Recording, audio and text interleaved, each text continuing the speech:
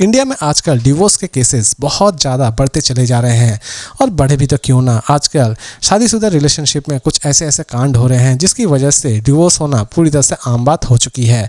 जी हाँ दोस्तों, एक बीमारी जो कि विदेशों में बहुत ज़्यादा थी, जहाँ पर हम देखते थे कि पति पत्नी जो कि शादीशुदा हैं अचानक से ही वो अपने बॉयफ्रेंड या फिर गर्लफ्रेंड को घर लेकर चले आते थे, उन्हीं के साथ डिनर करते थे और उसके बाद ढिंगा चिका करते थे। तो दोस्तों ये बात अलग है। तो दोस्तों विदेशों की बात थोड़ी अलग थी, लेकिन फिलहाल यही सारी चीज़ें आजकल इंडिया में आ चुकी है और विदेशों से ज़्यादा इंडिया में आजकल ये सारी चीज़ें चल रही है।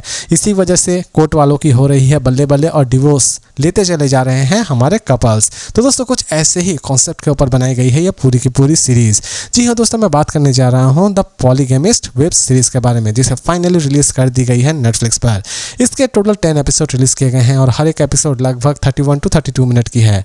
एवरेज के हिसाब से अगर देखा जाए तो कुछ आपको ऐसे ही लेंथ नजर आने वाली होगी हर एक एपिसोड की। इसकी दोस्तों हर एक एपिसोड में आपको सेक्सुअल चीज़ें प्लस न्यूडिटी नजर आने वाली होगी, इसीलिए आप इसे किसके साथ देखते हैं और नहीं देखते हैं ये डिसीजन पूरी तरह से आपका ही होना चाहिए। दूसरी तरफ सीरीज़ आपको हिंदी में भी अवेलेबल हो जाएगी।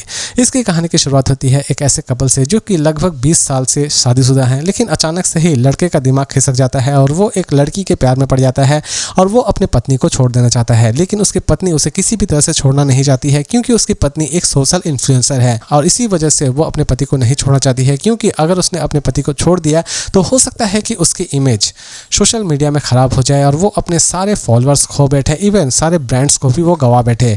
इसी वजह से वो अपने पति को किसी भी तरह से छोड़ना नहीं चाहती है और वो 20वीं सालगिरह अपने पति के साथ मनाना चाहती है, लेकिन उसका पति 20वीं सालगिरह उसके साथ मनाने के लिए तैयार बिल्कुल भी नहीं है।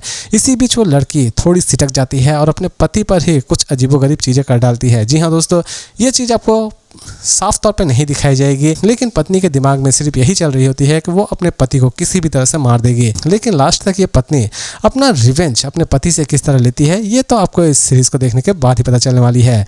दोस्तों इसकी कॉन्सेप्ट आपको सच में अमेजिंग लगने वाली होगी। दोस्तों इसमें आप सस्पेंस के साथ साथ अच्छी खासी रोमांटिक चीज़ें भी देखने वाले होंगे।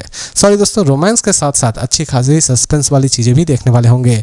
ये सीरीज़ एक ऐसी सीरीज़ है जो कि एटलीस्ट आपको किसी भी जगह पर बोरियत फील नहीं करवाएगी। हर एक एपिसोड के बाद आपको एक ट्विस्ट नजर आने वाला होगा और हर एक एपिसोड आपके लिए एक सरप्राइजिंग एपिसोड होने वाली होगी।